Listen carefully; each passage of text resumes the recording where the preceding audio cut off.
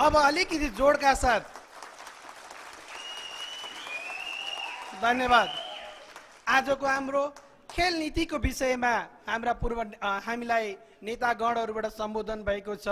त्यस्तै अन्तर्राष्ट्रिय राष्ट्रिय खेलाडी सङ्घका अध्यक्षले पनि गरिसक्नु भएको छ। विभिन्न कोडबाट हामीले बुदाहरू प्राप्त गरिसकेका छौँ। अब आजको यस खेल नीति सम्मेलनलाई र हाम्रो नेकपा एमालेको 10औं महाधिवेशनको सम्मुखमा छौँ।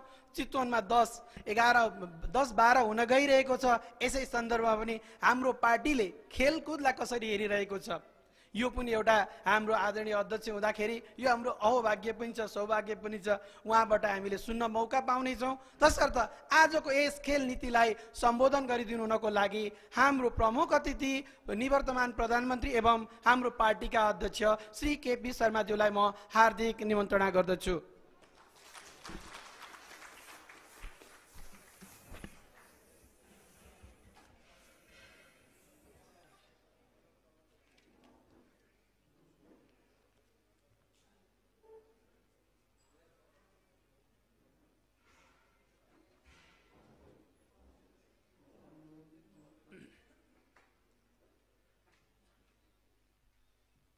यस कार्यक्रमका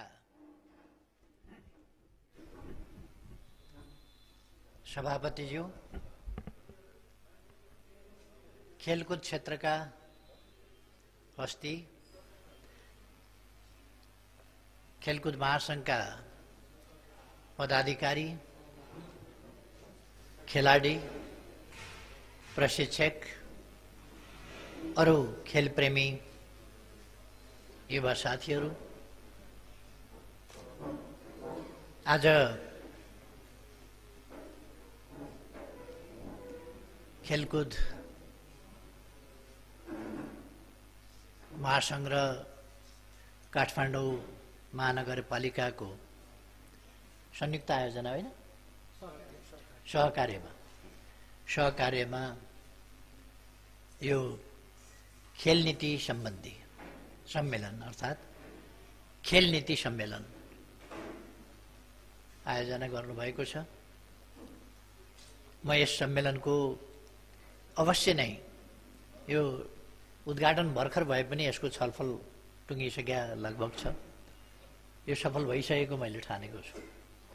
खेल नीतिको सम्बन्धमा तपाईहरूले व्यापक छलफल गर्नुभयो होला, विभिन्न कोणहरूबाट छलफल गर्नुभयो होला, निष्कर्षहरू निकाल्नुभयो होला भन्ने मैले विश्वास लिएको छु। हामीले एउटा कुरा थाहा पाउनु पर्दछ, हाम्रो नीति भनेको राष्ट्रिय नीति हो। राष्ट्रिय नीति भन्दा पृथक हाम्रो नीति हुँदैन, किनभने हामी राष्ट्रको प्रमुख नीति निर्धारक शक्ति हौं, नीति निर्माता शक्ति हौं, तिनको कार्यान्वयनकर्ता शक्ति हौं र राष्ट्रलाई अगाडि बढाउँदै अनेक हिसाबबाट अनेक क्षेत्रबाट प्रयासहरू अगाडि बढाएर समृद्ध नेपाल, सुखी नेपाली बनाउने पार्टी हौं, शक्ति हौं। त्यसकारण हाम्रा नीति राष्ट्रिय नीति हो। हाम्रो खेल नीति भनेको राष्ट्रिय खेल नीति हो। हामीले जुन खेल नीति बनाउँछौं त्यसैमा आधारित राष्ट्रिय खेल नीति हुनुपर्छ। हामीले जुन विदेश नीति बनाउँछौं त्यही हाम्रो विदेश नीति हो, परराष्ट्र नीति हो। हामीले जुन आर्थिक नीति बनाउँछौं त्यही देशको आर्थिक नीति हो र हुनुपर्छ। हाम्रा शिक्षा सम्बन्धी नीति, स्वास्थ्य सम्बन्धी नीति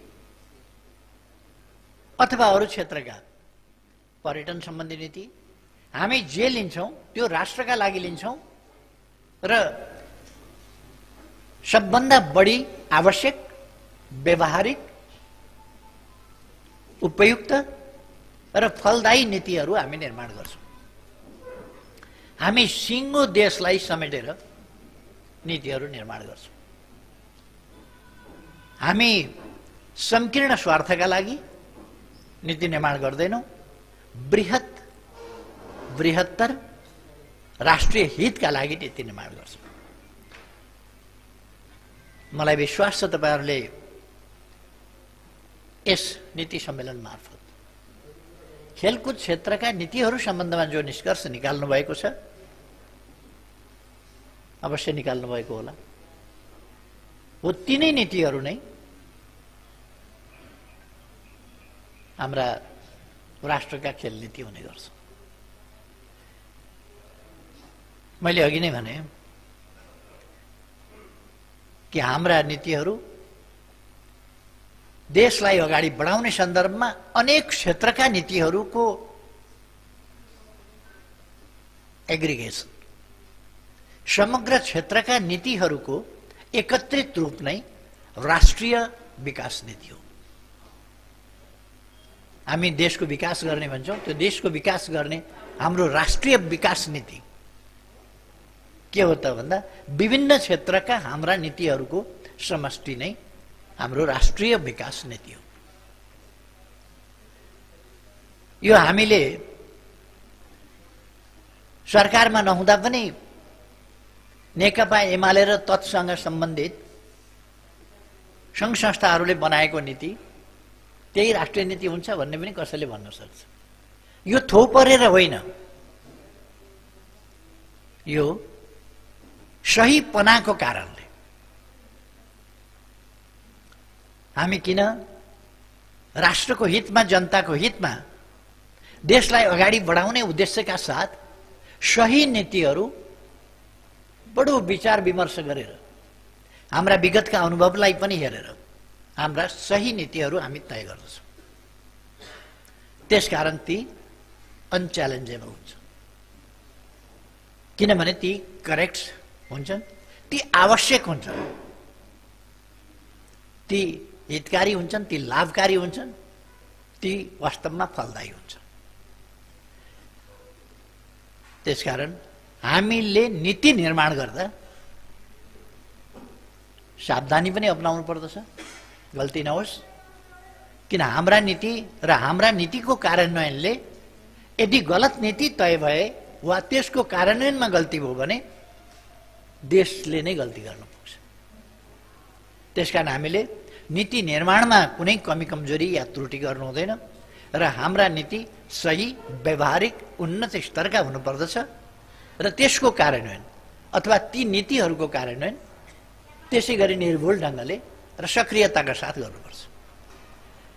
नीति हामीले निर्माण गर्यौँ तर नीतिको सफल कार्यान्वयन गरेनौँ भने, नीति कार्यान्वयनमा हामीले सुस्तता देखायौँ भने, सक्रियता देखाएनौँ भने ती नीतिहरू, संस्कृतमा एउटा भन्छ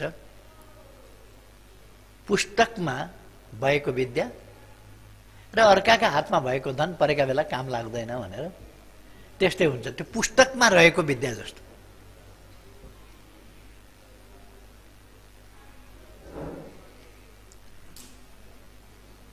त्यसकारण हामीले पुस्तकमा रहेको विद्या जस्तो हाम्रा नीतिहरू हुन दिनु हुँदैन। यदि हामी सक्रिय भएनौँ भने पुस्तकमा रहेको विद्या जस्तै हुन्छ।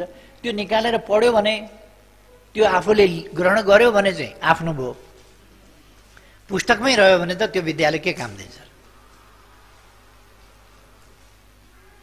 खेलका तरिकाहरू, खेलका शिक्षाहरू, खेल सम्बन्धी थुप्रै पुस्तक लेखेका हुन्छन् मान्छेले, खेल सम्बन्धी तरिकाहरू विकास गरेका हुन्छन्, तर त्यो अभ्यासमा लगिएन भने, अभ्यासमा नलगेर त त्यो काम लाग्दैन। त्यसकारण हाम्रा नीति अभ्यासमा जानुपर्दछ, व्यवहारमा जानुपर्दछ र त्यसले व्यवहारिक रूप लिनुपर्दछ।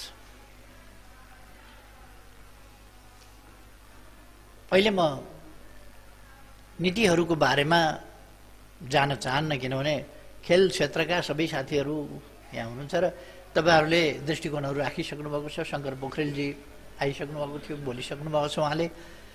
त्यसकारण मैले ती कुराहरू दोहोऱ्याइरहनु पर्ला जस्तो लाग्दैन। मलाई एउटा मात्रै भन्न मन छ, खेल क्षेत्रको सम्बन्धमा हाम्रो भूगोल, हाम्रो प्रकृति खेलका लागि, सबै प्रकारका खेलका लागि, इन्डोर गेम्स, आउटडोर गेम्स अथवा अरू एडभेन्चरवाला गेमहरू, अलिक जोखिमयुक्त खालका देखिने खालका गेमहरू, यस्ता अनेक गेमहरू, बलले खेलिने गेमहरू, बुद्धिले खेलिने गेमहरू, सबै कुरामा हामी पछाडि पर्नुपर्ने कुनै कारण छैन। खालि हामी पछाडि पर्नुपर्ने कारण छैन भन्ने कुरा बुझ्यौँ र तदनुसारको अभ्यास गर्यौँ भने, म हाम्रो समस्या के देख्छु भने अभ्यासको कमी। एक दुईटा कविता लेखेपछि हामी आफूलाई कवि ठान्छौँ। यसो भकुण्ड लडाउन जान्यो भने खेलाडी ठानिहाल्छौँ, खेलाडी हुन बाँकी नै रहेको हुन्छ। यसो कर्क र ब्याट हल्लायौँ भनेदेखि अब खेलाडी त भयो नि, तर कस्तो खेलाडी भयो भन्दा त्यो खेलाडी चाहिँ भएको हुँदैन, खेल चाहिँ खेल्या हुन्छ तर खेलाडी भएको हुँदैन। खेल्न त म पनि खेल्छु तर खेलाडी चाहिँ भएको हुँदैन। तर हामी आफूलाई खेलाडी ठानिहाल्ने त्यो खालको बानी छ। एक दुईटा गीत गायो भने आफूलाई गायक ठानिहाल्छौँ, तर गीत सम्बन्धी अभ्यासहरू, तत्सम्बन्धमा हामी जे अभ्यास गर्नुपर्ने हो त्यो अभ्यास, सङ्गीतको मर्मका अभ्यासहरू पनि गर्दैनौँ र त्यसको रियाज पनि गर्दैनौँ भने हामी वास्तवमा गायक हुन सक्छौँ। त्यो गायक चाहिँ हुन सक्दैनौँ। अब गाउन त कहिले कहिले मन लागेको बेला गाइएला।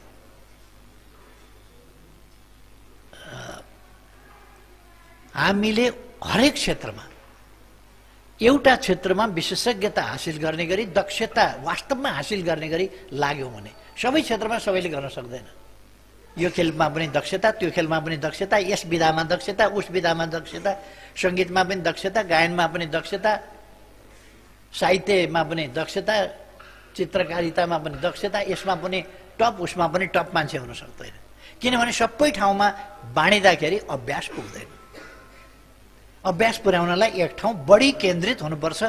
जेनरल नलेज र स्पेसलाइजेसनको कुरो फरक हो। जस्तो पढाउँदाखेरि हुनुहोस् न, पहिले जेनरल हेल्थ पढाउँछ, त्यसपछि एउटा विषयमा पढाउँछ, अन्तिममा गएर दाँतकै विषयमा, पहिले त स्वास्थ्यको विषयमा पढाउँछ, स्वास्थ्य पढाएपछि अनि दाँतको विषयमा पढाउला, दाँत पढाएपछि फुकाल्ने हो कि इन्फेक्सन कम गर्ने हो कि त्यो सिमेन्टेड गर्ने हो कि केही लगाउने हो कि दाँत बाँध्ने हो कि दाँत सोझ्याउने हो कि, त्यो बेग्लै बेग्लै विधा पढ्नुपर्छ। अनि त्यसको पनि सुपर स्पेसलाइजेसन गर्दा झन् साह्रो एउटा सानो विषयमा पढ्नुपर्ने हुन्छ। अनि मात्रै दक्षता डाक्टरले हासिल गर्न सक्छ। खेल पनि त्यस्तै हो। त्यसकारण म हाम्रो साथीहरूलाई भन्न चाहन्छु, हामी अन्तर्राष्ट्रिय क्षेत्रमा पनि अवसरै पाएनौँ। हामीले हाम्रो जीविकामा केन्द्रित हुने प्रवृत्तिभन्दा माथि आउनै सकेन। उहिले ऋषिमुनिहरू थिङ्कर हुन्थे, चिन्तक हुन्थे। किन चिन्तक हुन्थे, किन थिङ्कर हुन्थे उनीहरू भन्दा उनीहरू पेटको समस्याबाट मुक्त थिए। ऋषिमुनिहरूलाई अरूले ल्याएर खानेकुराहरू दिन्थे, आवास, वस्त्र, खाना आदि इत्यादि उनका आवश्यकता समाजले पुरा गरिदिन्थ्यो र उनीहरू चिन्तनकर्ता हुन्थे, अध्ययनकर्ता हुन्थे, चिन्तनकर्ता हुन्थे। त्यसकारण उनीहरू विभिन्न कुराको सिर्जना गर्न सक्थे, चिन्तनको सिर्जना गर्न सक्थे। तिनलाई अनुभूतिहरूलाई अनुभवमा, अनुभवलाई लगेर ज्ञानमा परिणत गर्न सक्थे। त्यो को विद्वान भयो त्यस बेला भन्दा जो चिन्ताबाट मुक्त छ, जो खाना लाउनको चिन्ताबाट मुक्त भएर अरू पनि कामहरू गर्न सक्छ। त्यो हाम्रो त कतिवटा जेनेरेसनले कागले जस्तै बिहान उठेपछि चारो खोज्नको चिन्ता, कागलाई त्यस्तै हुन्छ त, बिहान उठेपछि चारो खोज्नको चिन्ता। हाम्रो पनि हालत त्यही हो। बिहान उठो, अब चारो खोज्नको चिन्ता, के खाने होला, के कसरी भरे बेलुका कहाँबाट खाने ल्याएर जुटाउने होला। खानामा सारा चिन्ता, पेटमा सारा चिन्ता भएपछि दिमागले सम्पूर्ण कुरा पेटका लागि, सम्पूर्ण कुरा खानाका लागि, सम्पूर्ण कुरा आहारका लागि, सम्पूर्ण कुरा बाँच्नका लागि गरेपछि अरू कुरामा विकास कसरी गर्छ? हाम्रो खेल क्षेत्रको विकास किन भएन भने हाम्रो सिँगै समाजको पहिलो प्राथमिकता बाँच्ने कुरा, पेटको चिन्ता। त्यसभन्दा माथि हामी उठ्नै सकेनौँ बल्ल। अब अलिकति त्योभन्दा माथि उठ्ने र खेलमा केन्द्रित हुने, सङ्गीतमा केन्द्रित हुने, अर्को विधामा केन्द्रित हुने, अर्को विधामा केन्द्रित हुने, यस्ता कुराहरू बल्ल हुन थाले। अझै पनि खेल क्षेत्र आवश्यक ढङ्गले हामीले खेलाडीहरू हामीले वास्तवमा अहिले पनि ट्यालेन्ट हन्ट आदि इत्यादिका कुरा त तपाईँहरूका होलान्, तर खासमा भने खेल्नै पाएको छैन। तपाईँहरू कहाँ गएर, हुम्ला गएर के ट्यालेन्ट हन्ट गर्नुहुन्छ, डोल्पा गएर के ट्यालेन्ट हन्ट गर्नुहुन्छ, डोटी गएर के ट्यालेन्ट हन्ट गर्नुहुन्छ, ताप्लेजुङ गएर के ट्यालेन्ट हन्ट गर्नुहुन्छ? त्यो खेल्नै पाएको छैन। कहाँ टिटी देखाएको छ र अनि ट्यालेन्ट हन्ट गर्नु? ट्यालेन्ट हो कि होइन भन्ने कुरा त थाहै पाउन पाएको छैन। उसले कहिले ब्याटै समाउन पाएको छैन त, अनि टिटी कसरी खेल्छ? ब्याटै समाउन पाएको छैन, ब्याडमिन्टन कसरी खेल्छ? उसले यसो भलिबल समाउनै पाएको छैन, भलिबल खेलाडी कसरी हुन्छ? ग्राउन्डै छैन त्यहाँ। अहिले टेलिभिजन आएपछि फुटबल देख्न थालेको छ बरु टेलिभिजनबाट। आफूले त फुटबल हान्नै पाएको छैन त खेलाडी कसरी हुन्छ? त्यसकारण यो हामीले ट्यालेन्ट बालबालिकादेखि, मैले शिक्षा सम्बन्धी नीतिका कुरा गर्दाखेरि पनि भन्ने गरेका थिएँ कि हामीले पहिलो कुरा त हाम्रो शिक्षा यो प्रकृतिमा त असाधारण पोटेन्सियल छ, असाधारण सम्भावनाहरू छ। के छ प्रकृतिभित्र, त्यो खालि हामीले पत्ता लगाउन बाँकी छ, पत्ता लगाउँदै जान बाँकी छ। विज्ञान प्रविधिको विकास, विज्ञान प्रविधिले प्राप्त गरेका उपलब्धि भनेको के हो भने प्रकृतिका नियमहरू जति पत्ता लाग्दै गए त्यति विकास हुँदै गयो। त्यसको पत्ता लगाउनका लागि हामीले मानव मस्तिष्क यति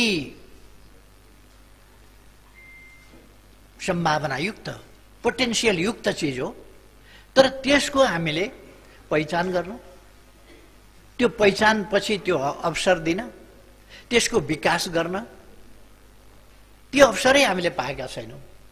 केमा केन्द्रित हुने हो भन्ने कुरा, डाक्टर हुने मान्छे हो कि, खेलाडी हुने मान्छे हो कि, गायक हुने मान्छे हो कि, इन्जिनियर हुने मान्छे हो कि, पाइलट हुने मान्छे हो कि भन्ने थाहा कसरी पाउने हो? यो चिज हुनका लागि हामीले अवसरहरूको सिर्जना गर्नु पर्यो। पहिले ट्यालेन्टको, ट्यालेन्ट पहिचानको। यसपल्टको नीति कार्यक्रममा हामीले एउटा कुरा ल्याएका थियौँ, एउटा विद्यालयको घोषणा गरेका छौँ हामीले गएको बजेटमा, गएको नीति कार्यक्रममा त्यो तय गरेका छौँ र बजेटमा पनि त्यो उल्लेख गरेका थियौँ। अहिलेको सरकारले त त्यो बुझ्दैन, अब कसको के लाग्छ त्यो बुझ्ने कुरै भएन उनीहरू। तर हामीले भनेको एउटा विद्यालय, यस्तो विद्यालय जसलाई हामीले चिल्ड्रेन्स प्यालेस, चिल्ड्रेन्स प्याराडाइज केही नाम दिएका छौँ, जहाँ हामी आवासीय ढङ्गले वा आसपासका घरैमा बसेर पनि पढ्न सक्छन्, बाहिरका विद्यार्थी पनि आवासीय ढङ्गले बालबालिका आउन सक्छन् र तिनीहरूलाई सबै कुराको त्यहाँ उपलब्धता हुन्छ। खेल हुन्छ त्यहाँ, सङ्गीत हुन्छ त्यहाँ, अरू चिजहरू हुन्छन् त्यहाँ। उनीहरूले विभिन्न खालका प्रारम्भिक तहदेखि नै उनीहरूले पढाइका विभिन्न विधाहरूतर्फ रुचि राख्न सक्दछन् र उनीहरू कतापट्टि उसको रुचि छ भन्ने कुरा हामी ती बालबालिकालाई ती कुराहरू उपलब्ध गराएर, उसलाई गाउन दिएर स्वर कस्तो छ, उसलाई वाद्यवादन दिएर बजाउने त्यो थाहा पाइहालिन्छ कि त्यो बजाउन जान्ने नजान्ने के हुनसक्छ। अलिकति सिकाउँदा थाहा पाइहालिन्छ कि ऊ जान्दछ कि जान्दैन त बजाउन भोलि भन्ने कुरो छिटै थाहा पाइन्छ। कोही कोही सिक्न धेरै गाह्रो पर्ने हुन्छ, कोही कोहीले छिटो सिक्छ। जसले छिटो सिक्छ जुन विषयमा हो त्यो चाहिँ उसको विषय, त्यस विषयमा उसलाई लग्यो भने उसले प्रगति गर्न सक्छ भन्ने बुझिन्छ। त्यसकारण त्यसबाट हामी ट्यालेन्ट एउटा त हन्ट होइन, त्यो ट्यालेन्ट सेलेक्ट गर्छौँ हामी, पहिचान गर्छौँ, आइडेन्टिफाई गर्छौँ ट्यालेन्ट के छ भन्ने कुरो पढाइकै क्रममा बालबालिकाहरूबाट। अनि त्यसमा फेरि चेक गरिरहन्छौँ हामी, त्यो कहीँ मिस त भएको छैन, त्यो चेक गर्छौँ हामी। र उनीहरूलाई जुन कुरामा रुचि छ त्यतापट्टि हामी प्रवृत्त गर्दै लान्छौँ, ट्रेनिङ दिँदै लान्छौँ, शिक्षा दिँदै लान्छौँ, स्किल डेभलप गर्दै लान्छौँ, अवसर उपलब्ध गराउँदै जान्छौँ र ऊ प्रतिभा हुन सक्छ। भोलि प्रतिभा हुने अन्तर्वस्तु भित्र हुन्छ। केमा प्रतिभा हुने? त्यो अन्तर्वस्तु बाल्यकालमै हुन्छ उसँग। तर सबै चिजमा हरेक मान्छे किन पढायो भने भइहाल्छ भनेर हुँदैन। कसैको खेलकुदमा रुचि नै हुँदैन, उसलाई स्वस्थ रहनका लागि व्यायाम गराउन नै मुस्किल हुन्छ। पढाइमा एकदम ध्यान हुन्छ, पढाइमा रुचि हुन्छ, खेलकुदमा रुचि हुँदैन। सङ्गीततिर ध्यान होला, वाद्यवादनमा ध्यान होला, खेलकुदतिर रुचि हुँदैन। कसैको खेलकुदमा रुचि नै हुँदैन, कसैको सङ्गीततिर रुचि नै हुँदैन, सुन्न मन पराउला। कोही कोहीले त सुन्न पनि धेरै त्यति साह्रो मन पराउँदैन। कोही कोही अधिकांशले सुन्न, आम रूपमा सुन्न मन पराउँछ, आफै चाहिँ गाउन मन पराउँदैन, गाउन जान्दैन, उसलाई आफ्नो स्वरबारे थाहा भइहाल्छ, मैले गाउन मिलेन, सकिनँ भन्ने कुरा थाहा भइहाल्छ। यसरी हामी ट्यालेन्टको सुरुदेखि विद्यालय स्तरदेखि त्योभन्दा अगाडि पूर्व प्राथमिक तहदेखि एकदम बालबालिकाको तहदेखि नै हामी खेलाडी हरेक विधाका प्रतिभाहरू बाल्यकालदेखि छनौट गरेर ल्याउँछौँ। त्यो चाहिँ मुख्य रूपमा विद्यालय हो। विद्यालयबाट हामी सेलेक्ट गर्छौँ। घरमा उसका प्रवृत्तिहरू देखिन्छन्, ती घरमा भएका प्रवृत्तिहरू अभिभावकहरूसँगको इन्ट्रेक्सनबाट उसको बारेमा कुराहरू बुझेर त्यसबाट हामी प्रतिभा छान्न सक्छौँ र त्यसरी हामी खेलाडीहरू छान्न सक्छौँ। पहिलो चाहिँ खेलाडी छान्ने विधि, त्यसबाट हामी छानेर अगाडि बढाउन सक्छौँ खेलकुद क्षेत्रलाई। अब त्यसपछि हामीले ओलम्पिकको आश गर्ने, मेडलको आश गर्ने, अवसर उपलब्ध नगराउने आश मात्रै गरेर हुन्छ र? आश मात्रै गरेर त हुँदैन। तपाईँ बाली लगाउनुहुन्न, फलको आश गर्नुहुन्छ भने कसरी आश गरेर हुन्छ? त्यसकारण हामी किन पाउँदैनौँ भने हामीले त्यस अनुसारको लगानी गरेका छैनौँ, त्यस अनुसारको मेहनत गरेका छैनौँ, त्यस अनुसारको अरू पक्षहरूमा लगानी गरेका छैनौँ। मेहनतको लगानी हुन्छ, आर्थिक लगानी हुन्छ, अवसरका लगानीहरू हुन्छन्, ती कुराहरू हामीले गरेका छैनौँ। त्यहाँबाट प्रतिफल कहाँबाट आउँछ? हामी हाम्रा खेलाडी कमजोर छन् भन्ने होइन, हामीले हाम्रा खेलाडीलाई सक्षम बनाउनै सकेका छैनौँ। त कहाँबाट कमजोर? कमजोर नै सक्षम बनाउनै नसकेपछि कमजोर होइन, त्यो सक्षम बनाउनै नसक्या हो। कमजोर हुँदैनन्, सक्षम बनाउन खोज्यो भने। अरूका हुन्छन्, हाम्रा किन हुँदैन? अझ हाम्रो प्रकृति, हाम्रो भूबनट यस्तो छ, हामीसँग हिमाल छ, हामीसँग पहाड छ, हामीसँग तराई छ। हामी गर्मीमा खेल्न सक्छौँ, जाडोमा खेल्न सक्छौँ, अल्टिट्युडमा खेल्न सक्छौँ, कम अक्सिजन भएका ठाउँमा खेल्न सक्छौँ, हामी उकालोमा दौड्न सक्छौँ, ओह्रालोमा दौड्न सक्छौँ। हाम्रो मसल उकाली ओह्राली गरेको हुनाले मसल स्ट्रङ छ, स्टामिना हाम्रो दह्रो छ। सबैको स्टामिना त्यो दह्रो हुँदैन। अभ्यास गरेर गरेर गरेर गरेर अनि दह्रो बनाउनुपर्छ। हाम्रो चाहिँ प्रकृतिले नै हामीलाई उकालो नकुदेर हुँदैन। त्यसै कारण हाम्रो सेनालाई लगाउँछ नि, यहाँबाट नगरकोट 32 केजी भारी बोकाएर दौडाउँछ नि तालिममा। अरूलाई गाह्रै पर्छ होला यति लामो बाटो 32 केजी भारी बोकेर दौड्नलाई। दौड्छन्, अरूले पनि दौड्छ होला। तर हाम्रोमा अझ के भने कठिन काम सजिलोसँग गर्न सक्छ, किनभने त्यो अभ्यस्त छ। उकाली ओह्राली त हाम्रो लागि त ठुलो कुरै होइन, त्यो त गरिआएको कुरा हो। कोही कोही साथीहरू तराईबाट हुनुहुन्छ होला, अलिकति अप्ठ्यारो होला उकाली ओह्राली, तर आम रूपमा भन्ने हो भने उकाली ओह्राली हाम्रोमा धेरै ठुलो कुरै होइन। यो बेनिफिट हामीलाई छ। स्वतः कम अक्सिजनमा सास फेरेर खेल्ने, दौड्ने, कुद्ने। हामी कालापत्थर गयौँ भने हामी सगरमाथा बेस क्याम्पमा गयौँ भने, हामी अन्नपूर्ण बेस क्याम्पमा गयौँ भने अथवा अरू बेस क्याम्पमा गयौँ भने सास फेर्न गाह्रो हुन्छ। त्यहाँका मान्छे त सास फेर्न गाह्रो छैन त। हामीलाई लिएर जाँदाखेरि हेलिकप्टरमा अक्सिजन राख्नुपर्ने के होला भनेर, त्यहाँका मान्छे त अक्सिजन होइन त्यसमाथि भारी बोकेर हिँडेका छन् त। अक्सिजनको उनीहरूलाई कमी हुँदैन। अथवा त्यो कुरासँग एक्लामेटाइज छन् उनीहरू, अनुकूलित छन् वातावरणसँग। यस्तो खालको प्रकृतिमा हुर्किएका मान्छेहरू हामीहरू उपयुक्त वातावरण पाउँदा हामी खेल राम्ररी खेल्न सक्छौँ। यो खेलकुदको पाटो हो, राम्रा खेलाडी पैदा गर्ने पाटो हो। एउटा पाटो। अर्को पाटो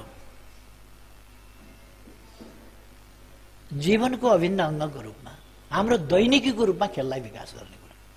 खेलाडीको मात्रै प्रश्न होइन, हरेकको लागि खेल, हरेकका लागि खेल। बालबालिकादेखि ज्येष्ठ नागरिकसम्मका लागि खेल, स्वस्थ रहनका लागि खेल, तन्दुरुस्त रहनका लागि खेल, फोक्सो ठिक राख्नका लागि खेल, मुटु ठिक राख्नका लागि खेल, त्यसै गरेर मसल ठिक राख्नका लागि खेल।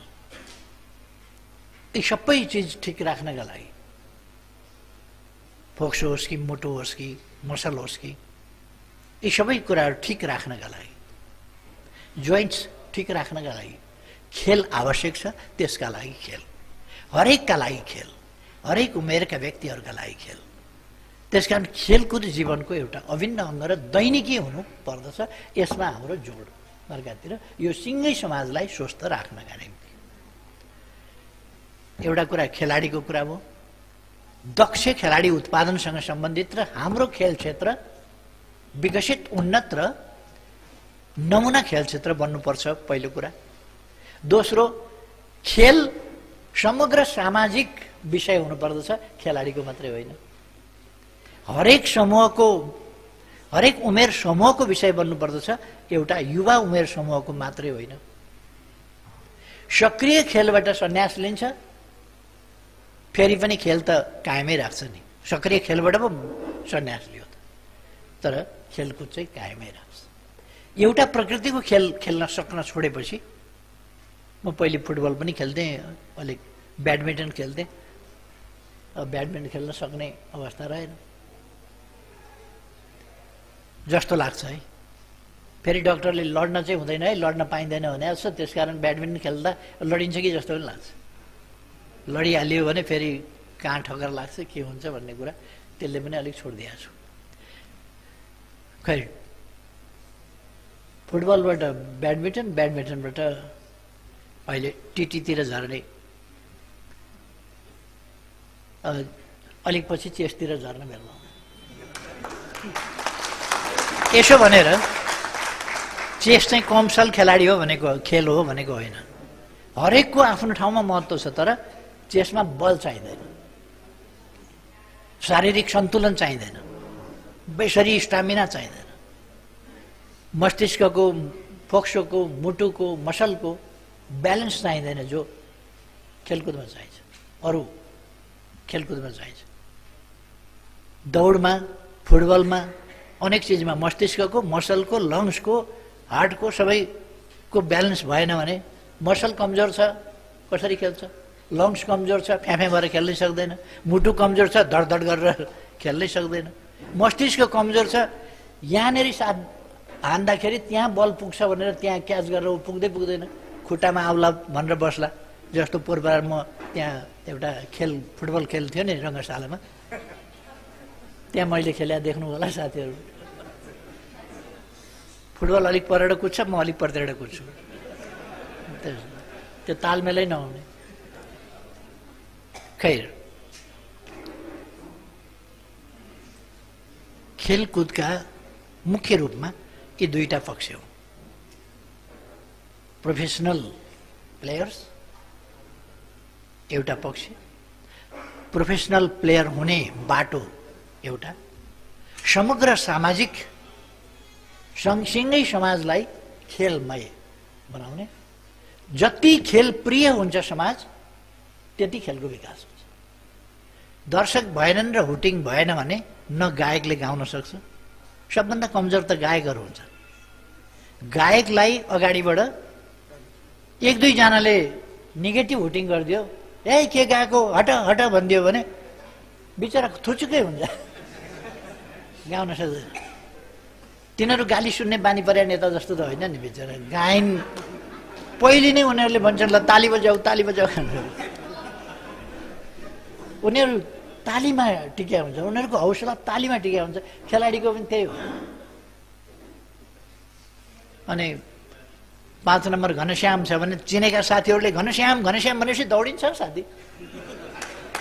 भोटिङ पाएपछि त्यो ऊर्जा प्राप्त हुन्छ। अब अरू दर्शकहरूले मेरो साथमा छ समाज भनेपछि उसमा मनोबल आउँछ। आफ्नो आफ्नो साथमा छैन भन्ने भयो भने त्यो पीडाले नै उसको खुट्टा लटपटिन्छ, के हुन्छ, हात लटपटिन्छ। त्यसकारण राम्ररी खेल्न सक्दैन। त्यसकारण हुटिङ आवश्यक हुन्छ। हुटिङ आवश्यक हुन त खेलप्रेमी चाहियो नि दर्शक। खेलप्रेमी दर्शक हुनु पर्यो नि त्यहाँ। क्षेत्र प्रताप अधिकारीको एउटा गीत छ नि, लाली गुराँस, के म त लाली गुराँस भएछु, लाइदिने कोही भए शिरमा पनि फुलिदिन्छु भन्छ नि। ताली बजाइदिने हेरिदिने भयो भने ताली बजाइदिने भयो भने न खेलाडीहरू खेल्छन्। त्यसकारण कहिले कहिले म दशरथ रङ्गशाला किन जान्छु भन्दाखेरि तपाईँहरूको खेलमा चाहिँ ताली बजाउनका लागि अलिक राम्रो भयो गऱ्यो भने प्रोत्साहन दिनका लागि त्यो ताली बजाउन जान्छु। त्यसले वास्तवमा एउटा लिडर आएर हाम्रो खेल हेरेको छ र हामीलाई प्रोत्साहित गरिरहेको छ भन्ने कुराले खेलाडीहरूमा केही पोजिटिभ एनर्जी आओस्, उनीहरूमा स्फूर्ति आओस्, उनीहरूको आत्मविश्वास बढोस्, मनोबल बढोस्। त्यो अवश्य हुन्छ। इन्करेज गर्यो भने। हामीले घरमा बच्चा बच्चीलाई एउटा कुरा चाहिँ म सुझाव दिन्छु तपाईँहरूलाई, हरेकका घरमा बच्चा बच्ची हुन्छ। बच्चा बच्चीलाई यो बदमास छ भनेर कहिल्यै नभन्नुहोस्। यो बदमास छ भन्ने होइन, ज्ञानी छ भन्नुहोस्। अनिवार्य रूपमा ज्ञानी हुन्छ, किन तपाईँको विश्वास तोड्न चाहँदैन उसले। ज्ञानी छ भनेर मलाई गार्जेनले भनेको छ, मैले त्यो विश्वास तोड्नु हुँदैन। अब बदमास छ भनेपछि यसै बदमास उसै भत्काइदिनु। किन ऊ ज्ञानी भएर किन चल्ले? उसले त पगडी पाइसकेको छ बदमास भन्ने, किन मान्ने? एउटा ट्रायल गरी हेर्नुहोस् तपाईँ, त्यो गल्ती हुन्छ, यद्यपि धेरै ठुलो गल्ती हुन्छ। यो बदमास छ भन्नुहोस्, ग्लास फुटाइदिएर हेर्छ बच्चाले, त्यहीँ देखाइदिन्छ उसले बदमासीको सुरुवात। त्यसकारण बच्चा बच्चीलाई कहिले पनि नेगेटिभ ढङ्गले चाहिँ नै नभन्नुहोस्, उसलाई हौसला दिनुहोस्। कहिले कहिले गल्ती गर्छ, गाली नगर्नुहोस्, राम्रो मुखले उसलाई सम्झाउनुहोस्। कोचहरूलाई पनि मेरो सुझाव, तपाईँको खेलाडीले बिगार्छ, गल्ती गर्छ, राम्ररी सम्झाउनुहोस्। यसरी गर्नुपर्छ, यस्तो है यो जाने यो बिगार्छ गऱ्यो भने ऊ कोचसँग अलिकति टाढै हुन खोज्छ। अलिकति नराम्रो मान्छे कोचले मलाई देख्न पनि मन पराउँदैन, कोच मेरो लागि चाहिँ ठिक छैन यो कोच भन्ने उसलाई पर्छ।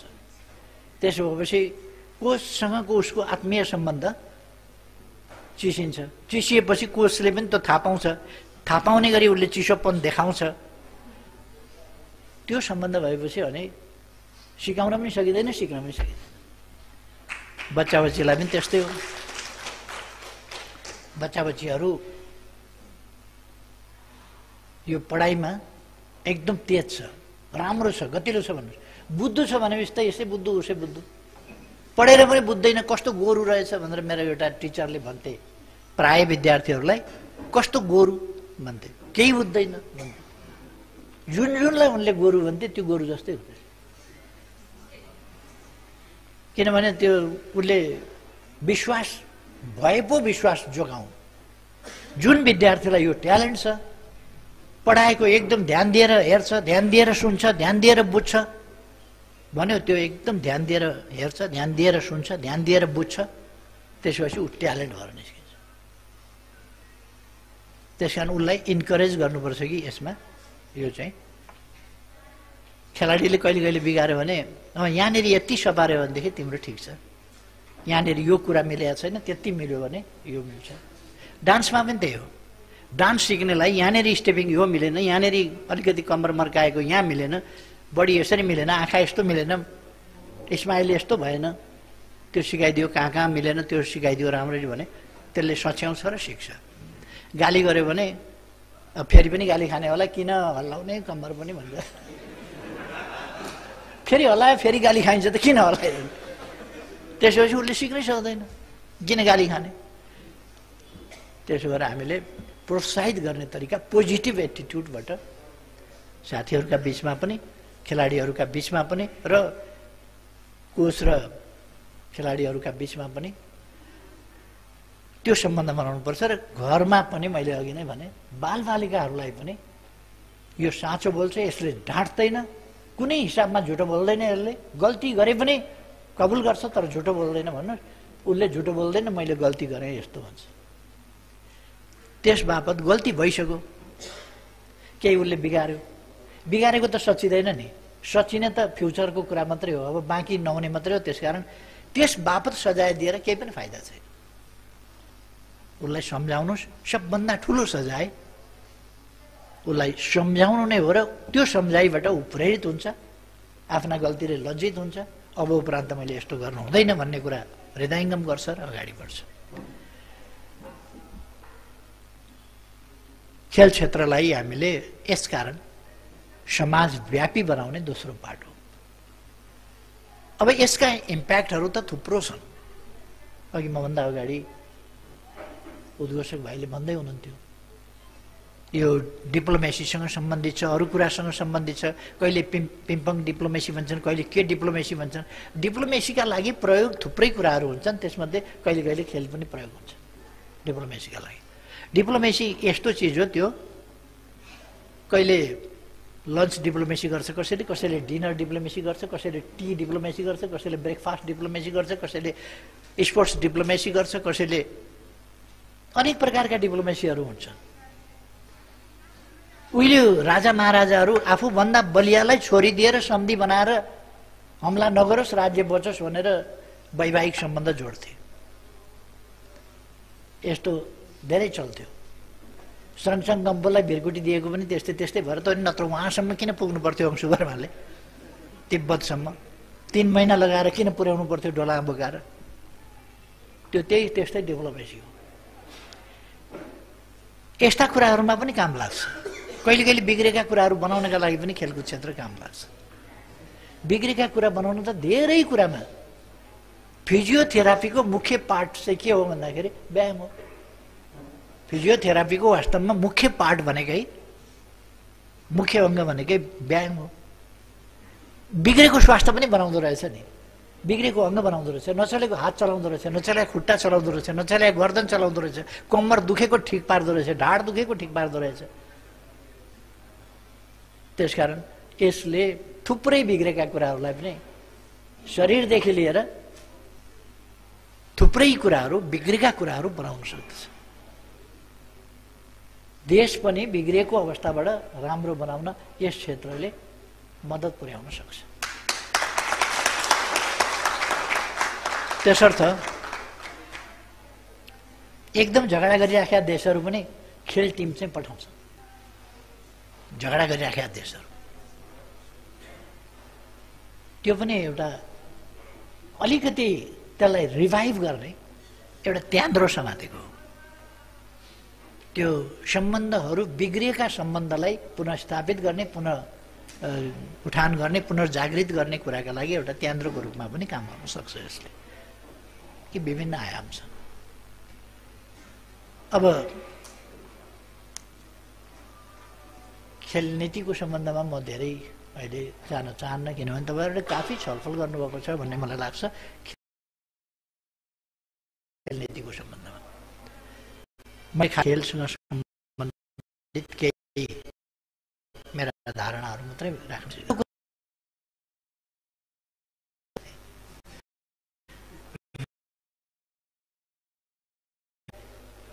मान्छे एक कप चिया खाए 3 बजे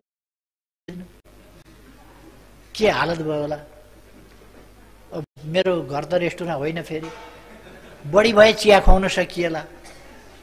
अब साथीहरूको हुल छ, 1-1 मिनट 2-2 मिनट भेट्दाखेरि पनि नसकी 3 बजेसम्म अरू अफिसियल कामहरू गर्नुपर्ने छन्। फेरि त्यस्तो बेलामा म भ्याइ नभई थकित पनि भइसक्यो।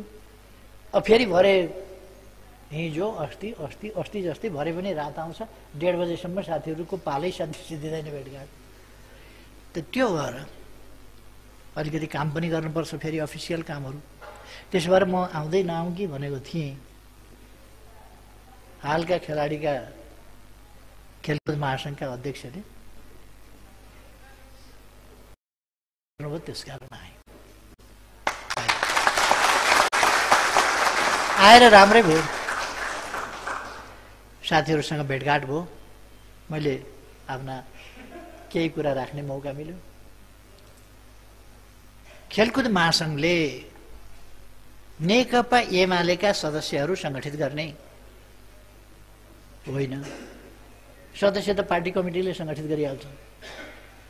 खेलकुद क्षेत्रमा लागेका सदस्यहरू हुन सक्छन्, तिनको अगुवाईमा अरू साथीहरू खेलकुद क्षेत्रका अन्य खेललाई राजनीतिले खेललाई पनि प्रयोग गर्न सक्छ, तर राजनीति र खेल एउटै होइन। त्यसकारण जुनसुकै पार्टीमा जतासुकै लागेका भए पनि खेल क्षेत्रमा तपाईँहरूले सङ्गठित गर्नुपर्छ र सङ्गठित गरेर अगाडि बढाउनुपर्छ, मोबिलाइज गर्नुपर्छ, विभिन्न खेलकुदहरूको आयोजना गर्नुपर्छ, प्रशिक्षण कक्षाहरू सञ्चालन गर्नुपर्छ, योगदेखि लिएर अरू विभिन्न व्यायामका। योगको एउटा विशेषता छ, अरू खेलहरूमा श्वास प्रश्वास बढ्छ तर नियन्त्रित श्वास प्रश्वास हुँदैन। योगमा प्राणायाममा खास गरेर प्राणायाममा नियन्त्रित श्वास प्रश्वास हुन्छ, जसले श्वास प्रश्वासलाई नियन्त्रण गरेर पर्याप्त अक्सिजन पठाउने। पहिले अक्सिजन फोक्सोमा जान्छ, रगतमा जान्छ, मुटुमा जान्छ, मस्तिष्कमा जान्छ। रगतमा गएपछि सिँगै शरीरमा जान्छ र शरीर रक्त सञ्चार प्रणाली ठिक हुन्छ। मस्तिष्कमा पनि पर्याप्त रगत, आवश्यक मात्रामा रगत पुग्छ। अक्सिजन भएपछि त्यसबाट अक्सिजन चाहिए जति पुग्छ। तपाईँ हामीले अनुभव गरेका छौँ नि, मस्तिष्कमा पर्याप्त अक्सिजन पुगेन भने ऐठन हुन्छ। ऐठन भएको अनुभव छ साथीहरूलाई? छ होइन? ऐठन हुन्छ। ऐठन किन हुन्छ भने मस्तिष्कमा अक्सिजन कम पुग्यो भने।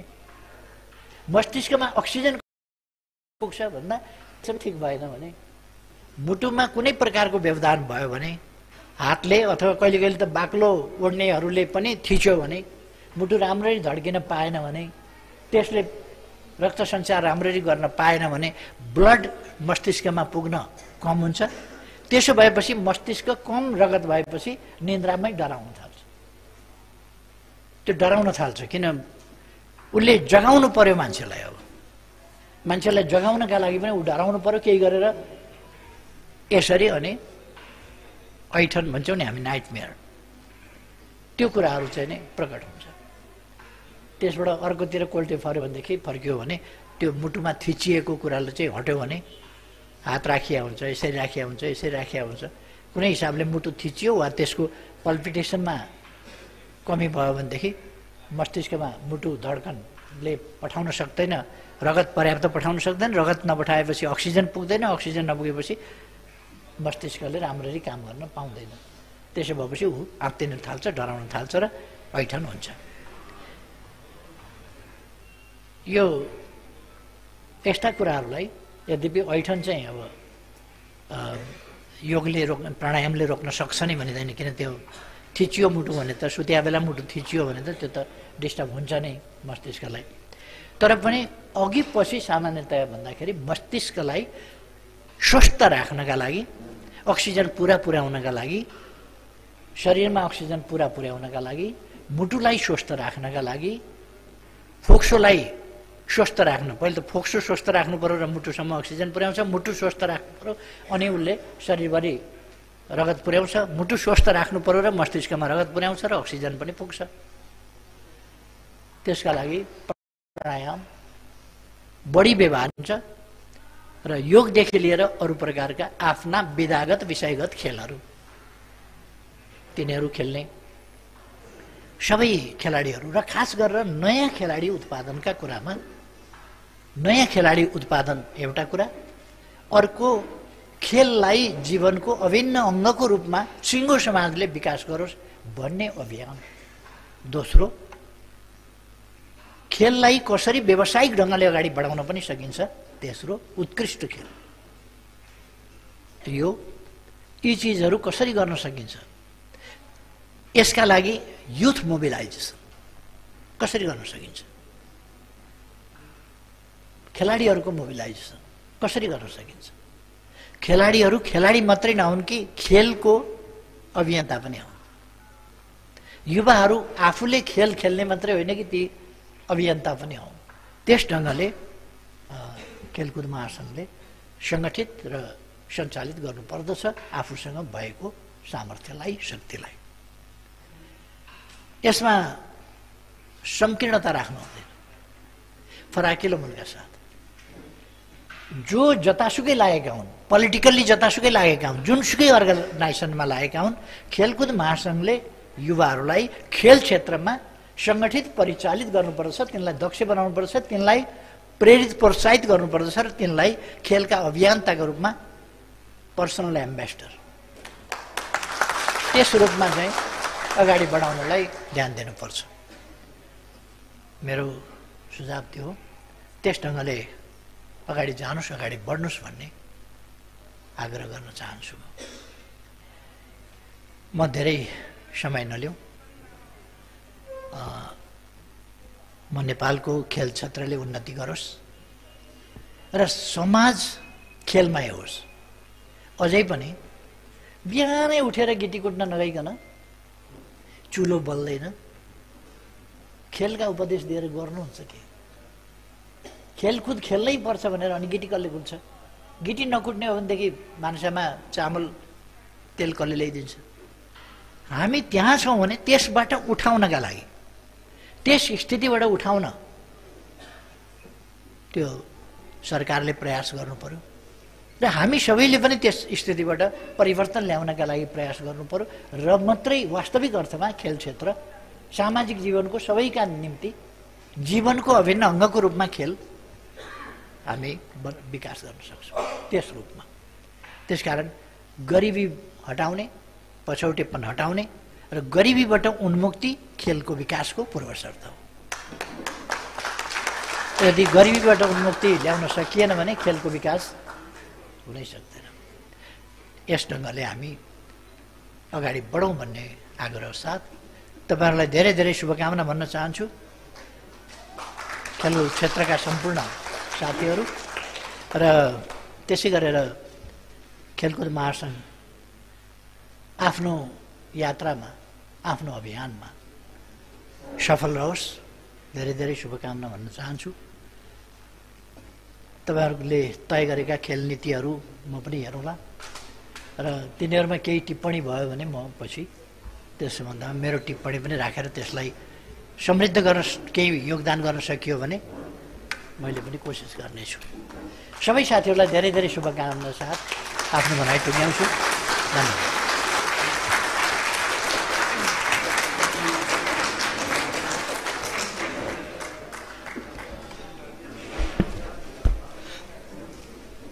आजको यस खेल नीतिलाई हाम्रो प्रमुख अतिथि, हाम्रो पार्टीका आदरणीय अध्यक्ष केपी कमरेड ओलीले सम्बोधन गर्ने क्रममा भन्नुभयो, हामीले खेल नीति कस्तो बनाउनु पर्छ र हाम्रो खेल जगत र स्वस्थ नागरिक बनाउनको लागि हामीले कसरी अगाडि बढ्ने भन्ने कुराहरू प्रेरणा दिनुभएको छ। हो,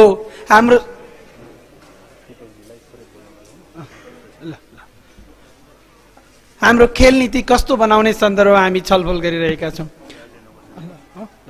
तसर्थ हाम्रो पार्टीको अध्यक्षले आज हामीलाई दिनुभएको महत्त्वपूर्ण सुझाव निर्देशनलाई लिएर आगामी दिनमा खेलकुद महासङ्घले यसलाई हाम्रो मार्गदर्शनको रूपमा लिएर हामी अगाडि बढ्नेछौँ। हो, स्वभावै पनि हामी अन्य क्षेत्रको मान्छेहरूलाई ल्याएर हाम्रो खेलकुद सङ्गठन अथवा पार्टीका क्याडर्सहरूलाई ल्याउँदैनौँ। हामी खेलकुद क्षेत्रमै भएका खेलाडी प्रशिक्षकलाई हाम्रो खेलकुद महासङ्घको झन्डामुनि गोलबन्द गर्नेछौँ।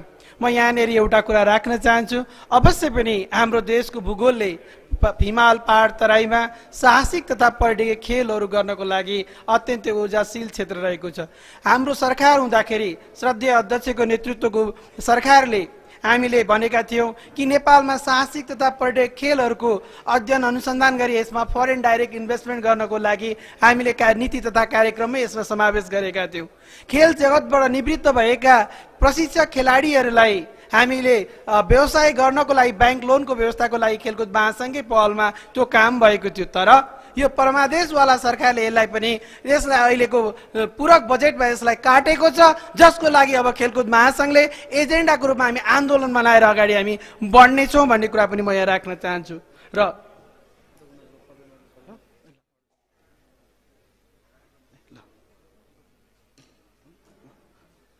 म यति कुरा राख्दै म आजको यस हाम्रो खेल नीति सम्मेलनमा प्रमुख अतिथिको हाम्रो निमन्त्रणालाई स्वीकार गरेर हाम्रो आदरणीय अध्यक्षले सम्बोधन गर्नुभयो र हामीलाई ऊर्जा दिनुभयो र हाम्रो यो कार्यक्रममा गरिमा बढेको छ, हामीलाई यो एउटा हाम्रो लागि ऊर्जा भएको छ। यसकारण हामी नेपाल खेलकुद महासङ्घ र सिङ्गो हाम्रो आजको यो उपस्थिति श्रद्धेय अध्यक्षप्रति हार्दिक आभार व्यक्त गर्दछौँ। र म अब ओलम्पियन श्री दीपक